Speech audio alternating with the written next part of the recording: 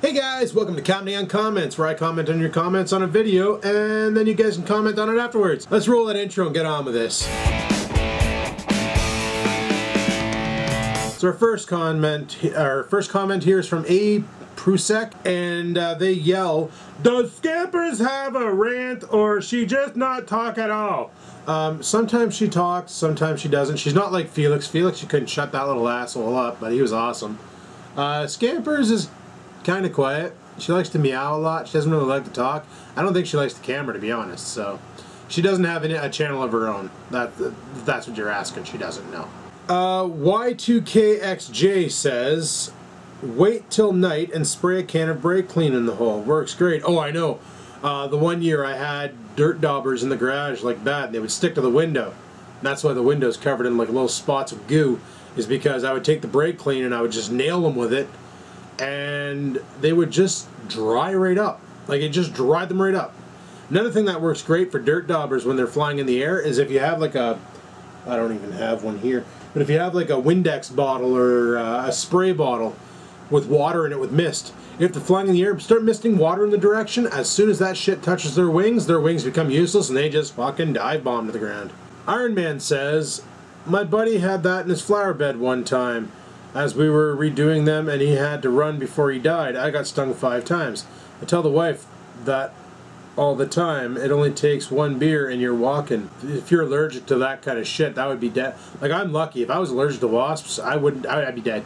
I wouldn't be making this video. I'd be dead. Like, you would not have seen how Lawnmower Simulator was made and why I ran at one part in the video, because I'd be dead. Actually, Lawnmower Simulator would never went up because I would be dead.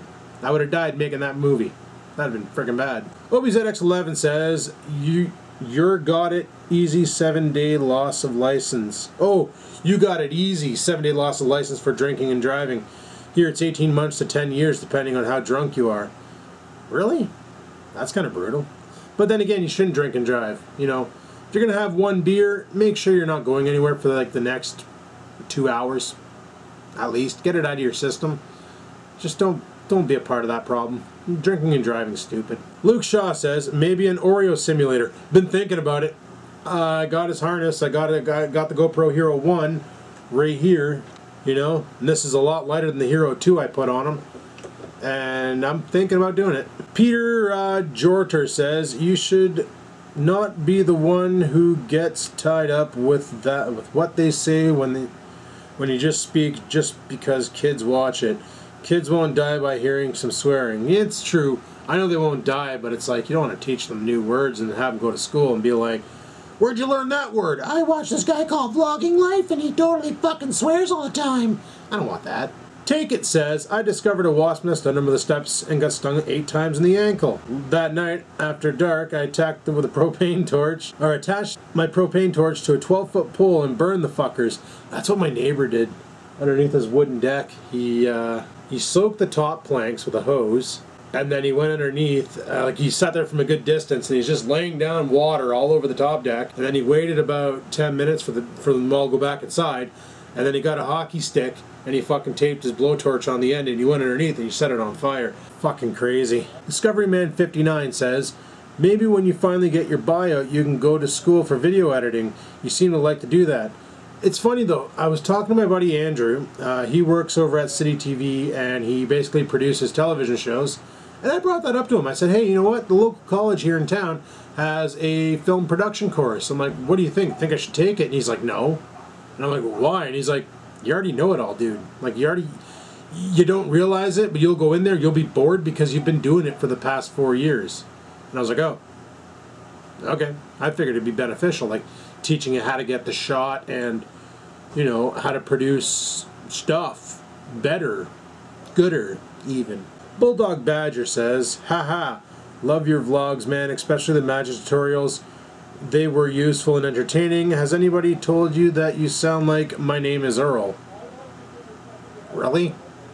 I just finished watching that series over again and I don't think so. Junk Drawer Videos says, Till, even though we grew up in the same city, are similar age, and our friends apparently, I'm not in your demographic, lol. And then he posts the video link showing at what point where I talk about it. And I was wrong on that. As you can see here, my demograph, 18 to 24 comes in third, 35 to 44 comes in second, and my main demograph is 25 to 34. As you can see, I have a little bit in the 13 to 17, and even a couple seniors watching my shit. So that's kind of cool. Chris Mason says, do groomers dip pets up north? Dip. I get my dog dipped before spring and right after summer started, no ticks or fleas. What the frig, dip? I'm sorry, man. I read this comment and I'm thinking you're like chrome dipping your dog or you know, plasta dipping your dog or something. Like, I've never heard of that before. I gotta look for that. That's, I don't know. I'm gonna have to Google that one. I'm gonna say maybe. I don't know. I've never asked for that service. I just usually get Oreo shaved so he looks like a little fox. The 2012 Charger says, what inspired you to start vlogging? Keep up the great work. Been watching you since 2011. Literally, I started vlogging back in the day. It was probably, well, it was around, it's bad. It's good, it's bad. But what happened was in 2009, we were at the Hortons and everybody was talking about this redneck roller coaster. Oh, you got to see it, Adam. You got to see it. Let's go back to my shop. So we go back to my buddy Troy's shop, and he's got his laptop on the desk where they do all their POS, the point of sales, and he fires up YouTube and he loads up David's Farm, loads up the redneck roller coaster. I'm watching this and I'm like, holy shit, this is fucking insane. So then he loads up one where Dave had this giant spear on his loader, and he speared a van and then lifted the van in the air and stuff. And I'm like, this guy's nuts. So then I started watching him. And I realized, like, this making YouTube videos is kind of fun, but fuck, I don't know where to begin. I can't do that. And then I watched Redneck Rickham. And I'm like, well, fuck, this guy knows how to fix cars and shit too. I can't do that. What the hell can I do? And then along came Crazy British Bloke. A guy who just talked about what was going on. Showed things. Videotaped it. And I was like, I could do that. I could do videos like that. So I ended up, my first camera, I paid 1 penny for it. It was a Future Shop return. The person included a bunch of cables with it, but they weren't the right cables for the camera.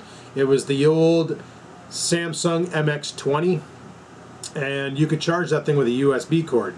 So I bought it for 1 penny, brought it home, charged it up with a USB cord, and started shooting videos with it. And then I needed to edit. Well, I had the old white book with iMovie, so I figured that out and started making videos and putting them on the internet. That's where I started.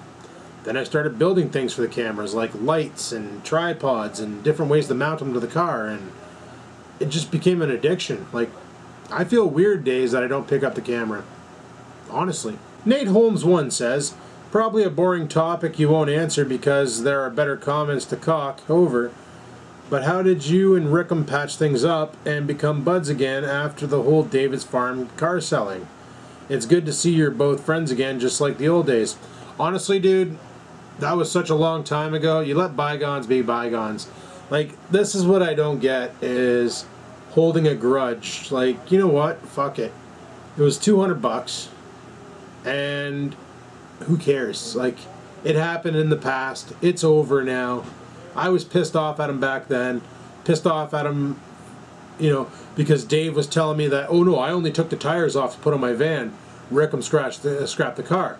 And Rick tells me, no, Dave took the tires off and then he scrapped the car. And it's like, okay, you know what, this is a fucking high school bullshit. I was pissed off at him back then, but you know what, fuck it. You let bygones be bygones. You know, bigger people can do that.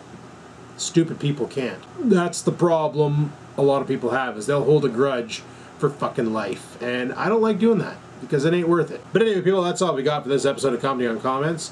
So hopefully you enjoyed it. If you did, click that like button. Don't forget to leave a comment because you could be on Commenting on Comments yourself. So on that note, people, I'm going to shut her down here. Thanks for watching. Like, favorite, and comment, and peace the frig out.